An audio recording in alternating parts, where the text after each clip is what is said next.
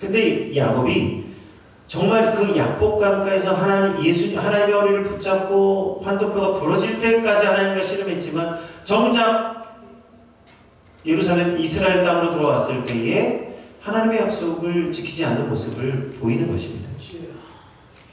그래서 하나님이 그 밤에 야곱에게 나타나셔서 너는 내게 기도한 대로 베델에 올라가서 내 이름을 부르고 예배를 드려라 말씀하세요. 아멘. 야곱의 위대함은 인간적인 연약함이 있지만 하나님이 말씀하시면 즉각 순종하는데 야곱의 위대함이 있습니다. 야곱이요, 하나님이 미적미적하면서 방황하고 있다가 하나님이 말씀하시니까 즉각 순종해서 모든 사람들을 예배할 수 있도록 준비시킵니다. 먼저는 자기 집에 있는 모든 사람들이 가지고 있는 우상을 다 버리게 해요. 다 알게 모르게 우상 주머니를 다 하나씩 차고 있었던 거예요. 아니, 분명히 올 때는 그런 게 없었거든요. 나올 때는 그런 걸 갖고 올 겨를도 없이 급하게 그 삼촌의 집, 라반의 집에서 도망 나왔는데 보니까 어느 순간에 다 하나씩 우상 주머니들을 차고 있었던 거예요. 그래서 베델에 올라가기 전에 우상을 다 거두어서 마물의 상수리 나무 아래에 묻어두고 그리고 자신들의 옷을 깨끗하게 빨아서 하나님 예배할 수 있는 준비를 마칩니다. 그리고 베델에 올라가서 오늘 하나님께 담이 쌓고 주 이름을 부릅니다. 그때 하나님께서 비로소 야곱의 이름을 너는 이스라엘이라 내 허리에서 난 자가 될 것이다 약속해 주시는 거예요. 처음 베델에서 주신 약속은 내가 평안히 이 땅에 돌아오게 해주시겠다는 약속이었고요.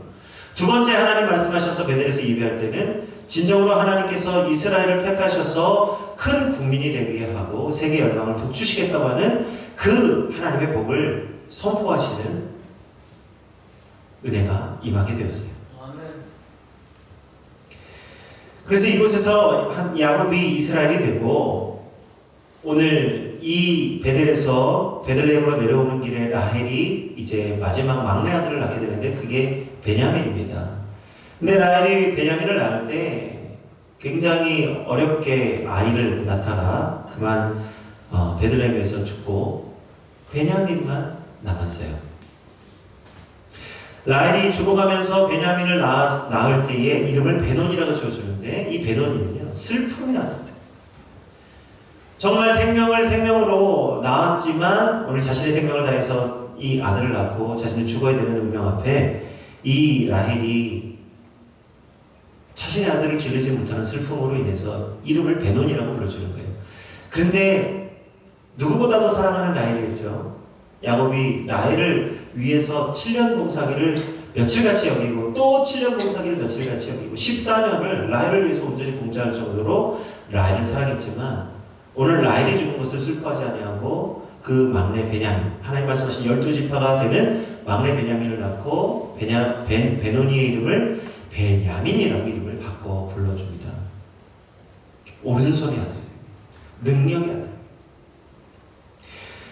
이곳에서 야곱이 얼마나 많은 슬픔을 당하는지 몰라요. 사랑하는 아내 라헬을 잃고 리브가의 유모였던 그 할머니 같은 존재도 이곳에서 죽고 또 이곳에서 자신의 맏아들이 그 라헬의 종되었던 오늘 그 종과 함께 동침하는 그런 불미스러운 일이 일어나는 곳이 오늘 이 장소예요. 그런데도 불구하고 이런 많은 슬픔 가운데서도 오늘 이 베들레헴에서 얻은 아들 베냐민을 통해서 야곱은 하나님이 의로운 손으로 나를 붙잡아 주신다라고 하는 신앙 고백을 하나님께 드린 줄로 믿습니다. 아멘. 그게 베들레헴이라는 것이에요. 두 번째는요. 룻기 1장에 보면 모압 여인 룻이 고향 베들레헴으로 돌아가는 시어머니 나오미를 따라 나섭니다. 이때 룻은 오직 하나님만 바라보고 유대 땅 베들레헴으로 올라오게 되는데 나오미가 야 나는 내게 줄 게 없으니까 네 고향으로 돌아가라 했는데도 불구하고 오늘 룻은 신앙 고백하기를 어머니 하나님이 나의 하나님이 되고 어머니 백성이 나의 백성이 될 것입니다. 만일 내가 어머니를 버려두고 떠나게 되면 하나님께서 나를 벌 주시고 또 벌 주시기를 원합니다. 이렇게 자기를 스스로 저주하는 다짐을 하면서까지 어머니를 따라가겠다고 약속했어요. 하나님이 날 벌 주고 벌 주시고 하는데 무슨 말이죠? 벌 받겠다는 뜻이 아니죠. 내가 그만큼 절대로 변하지 않겠다라는 결단을 하나님과 어머니 앞에서 하는 것이에요. 소망 없이 베들레헴 땅에 온 룻과 나오미였지만 분깃도 없고 재산도 없고 살아갈 희망도 없는 두 여인이었지만 이곳에서 룻을 통해서, 룻의 믿음을 통해서 이 베들레헴 땅에 보아스를 만나고 오늘 그 기업을 얻는 놀라운 은혜를 받게 됩니다. 그래서 룻이 보아스를 통해서 오벳을 낳고 오벳이 이새를 낳게 되는 곳이 베들레헴이었어요. 그리고 그 후에 사무엘상 16장에는 사무엘이 이새의 아들 다윗에게 기름을 붓기 위해서 유대 땅 베들레헴으로 내려가게 됩니다. 이새에게는 8명의 아들이 있었는데 첫째부터 7째까지 다 이 사무엘과 함께 식탁에 마주 앉았지만 막내 다윗만 이 잔치에 빠졌어요. 기름 붓는 자리에 빠졌어요. 그만큼 막내는 관심받기 인물이었습니다. 그런데 놀랍게도 하나님은 그 모든 이새의 아들들 가운데 다윗을 택하셔서 그를 기름 부어 주셨습니다. 그 이유를 설명하시는데 내가 보는 것은 사람과 같지 아니하니 사람은 외모를 보거니와 나 여호와는 중심을 보느니라 말씀하셨어요. 베들레헴은 하나님이 중심을 보신 자리요, 믿음을 보신 자리요, 어려움을 당한 자 가운데서 하나님의 오른손을 의지하는 자의 믿음을 보이는 곳이 오늘 베들레헴이라는 것이에요. 이처럼 다윗의 자손 예수님이 유대 땅 베들레헴에 오신 것은 결코 우연이 아닙니다. 아까 우리 장로님도 우연이 아니라고 아까 기도하셨지만 우리가 모든 만나고 경험하는 모든 일과 사람들이 다 우연이 아니에요. 마태복음을 기록한 마태는 예수님이 베들레헴에서 다시 태어나신 것은 매우 중요한 사건이라는 거예요. 왜? 유대인의 왕, 곧 우리의 왕으로 오신 예수님이시기 때문에 징표로서 오셨다는 거예요. 그래서 이 예수님이 오셨을 때 일어난 모든 사건은 하나님이 우리에게 증거로 주신, 다시 말하면 믿음으로 받아야 되는 사건이라는 것을 말씀하고 있습니다. 믿음으로 받으면 은혜가 되게 될 줄 믿습니다. 반드시 하나님은 풍성한 은혜를 주시는 것이에요. 그 첫 번째, 예수님이 오신 것을 믿음으로 받은 사람이 누굽니까? 우리 지난주에 말씀 나눈 대로 디아스포라 유대인, 요시야 왕의 종교개혁에도 불구하고 이스라엘이 멸망당해 결국은 바벨론의 포로로 끌려가게 되죠. 그때 수많은 유대인들이 전 세계로 흩어져서 살게 되는데 그들이 그 자리에서, 흩어진 자리에서 하나님을 기억하고 예배할 때 하나님의 예언하신 말씀을 들은 이방인들이 있었어요. 그들이 바로 동방박사들입니다. 그래서 세계로 흩어진 유대인들을 통해서 복음을 들은 이 동방박사가 예수님을 알고 경배하러 온 것이에요. 별이 나타난 때가 언제냐? 2년 전. 그들이 2년 전에 나타난 별을 연구하고 이는 그리스도의 별이다 해서 얼마나 걸렸는지는 모르죠. 별이 나타난 때가 2년 전이고, 그리고 그들이 몇 달이든 며칠이든 걸려서 예루살렘까지 오게 된 것입니다. 무엇하러요? 예수님을 경배하기 위해서. 동방박사들이 예수님을 경배하러 온 것은 단순히 유대인의 왕을 만나기 위해서 온 것이 아니라 하나님이 예정하시고 말씀하신 종말의 시간이 시작되었다는 것을 알았기 때문에 그들이 하나님의 시간표대로 움직이는 하나님의 사람들이었다. 아멘. 그래서 예수님을 만나서 기쁨으로 예배를 드리고 엎드려 경배하고 준비한 예물을 예수님께 드릴 수 있는 거예요. 세상의 소망을 두는 게 아니라 하늘의 소망을 두고 하나님의 역사, 하나님의 구원하시는 이 하나님의 구원 사역에 마음을 두었기 때문에 이 모든 일을 기쁨으로 감당하게 된 줄로 믿습니다. 이들은 비록 이방인이었지만 믿음으로 예수님을 예배한 첫 번째 성도가 되는 거예요. 물론 누가복음에 보면 목자들이 나오지만요, 이방인 가운데 가장 먼저 예수님을 예배한 성도가 되었습니다. 이들이 이제 동방박사가 예수님께 경배하고 자기 고향으로 돌아가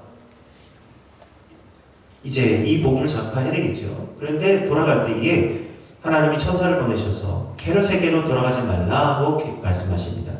그래서 그들은 자신이 왔던 길이 아닌 다른 길로 돌아가서 자기 고향으로 갔어요.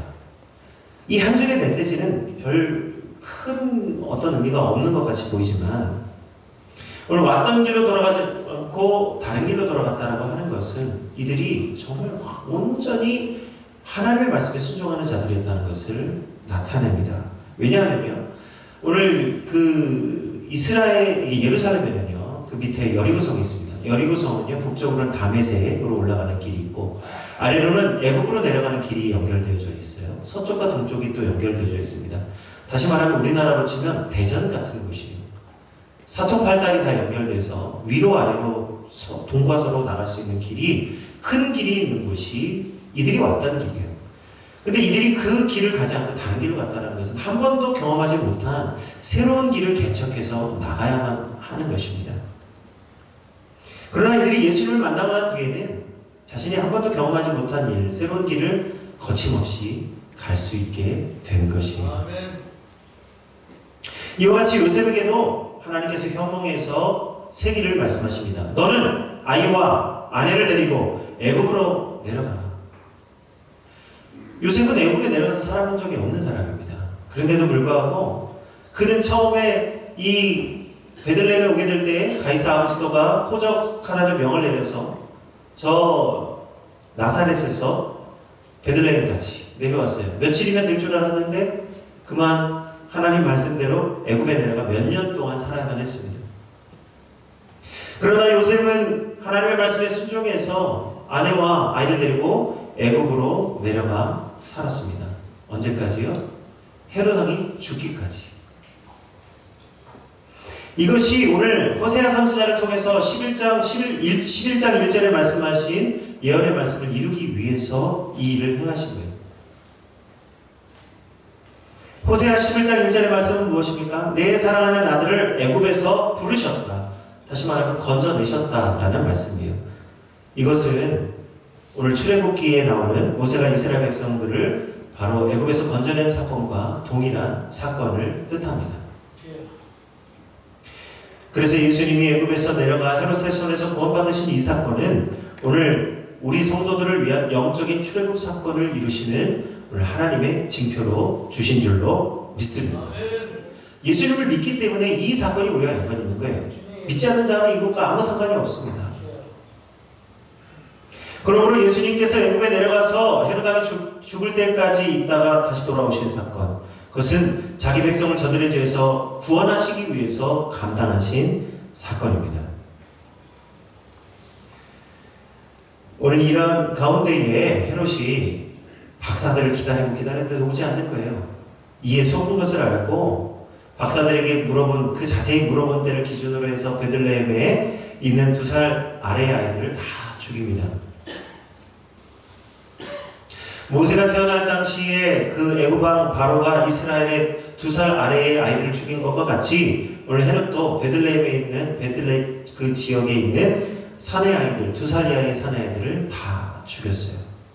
물론 작은 성읍이기 때문에 얼마나 아이들이 죽었는지 알 수는 없지만 오늘 이 베들레헴에 있던 아이들이 죽을 수밖에 없었던 것은 헤롯 왕이 자신의 왕위를 위해서 악한 일을 서슴지 않는 이 하나님을 두려워하지 않는 이 악한 일을 행했기 때문에 아이들이 죽게 된 것입니다. 그러나 오늘 하나님의 애굽에서 이스라엘을 출애굽시키시고 모세를 예비하셔서 이스라엘 백성들을 구원하신 것 같이 오늘 예수님을 예비하셔서 우리를 영적인 애굽에서 건져내어 주시는 것이에요. 아멘. 그러나 마귀는 끊임없이 하나님을 대적하고 하나님의 자녀들을 슬픔에 빠지게 합니다.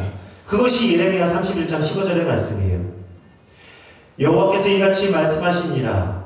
라마에서 슬퍼하며 통곡하는 소리가 들리리니 라헬이 그 자식 때문에 애곡하는 것이라. 그가 자식이 없어져서 위로받기를 거절하는도다.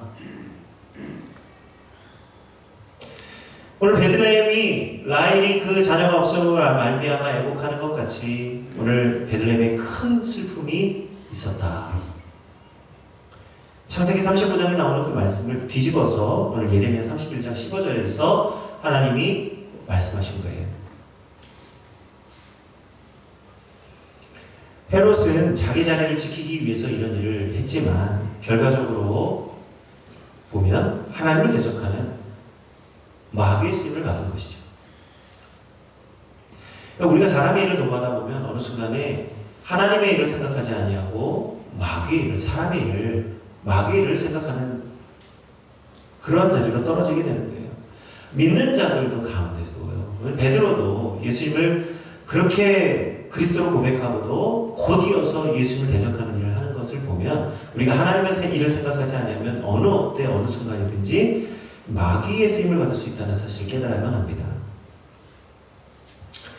믿는 자가 권력이 강하면 강할수록 높아지면 높아질수록 많은 부와 재물을 축적하면 축적할수록 두려움과 염려가 하나님을 대신하면 오늘 악한 일을 저지를 수 있다는 사실을 깨달으시기 바랍니다. 예수님이 잡히시던 그 밤에 제자들도 두려움과 염려 때문에 결국은 예수님을 3년 반 동안 어디로 가시든지 쫓아다니던 그들이었지만 그 밤에 그 한순간에 두려움이 예수님을 버려두고 다 도망가는 일을 하게 하지 않습니까?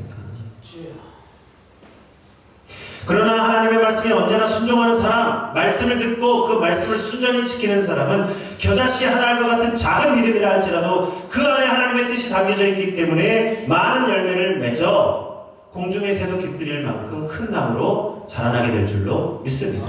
겨자씨 하나의 믿음의 위대함은 하나님의 말씀에 하나님의 뜻이 심겨져 있기 때문이에요. 아기 예수님이 무엇을 할 수 없는 젖을 먹어야 되고 길러져야 되는 아기 예수님이지만 그럼에도 불구하고 예수님을 그리스도로 믿는 오늘 요셉과 마리아를 통해서 동방박사들을 통해서 그 주위의 많은 사람들을 통해서 예수님이 진정으로 예수님 되실 수 있다는 사실을 보게 되는 것이죠.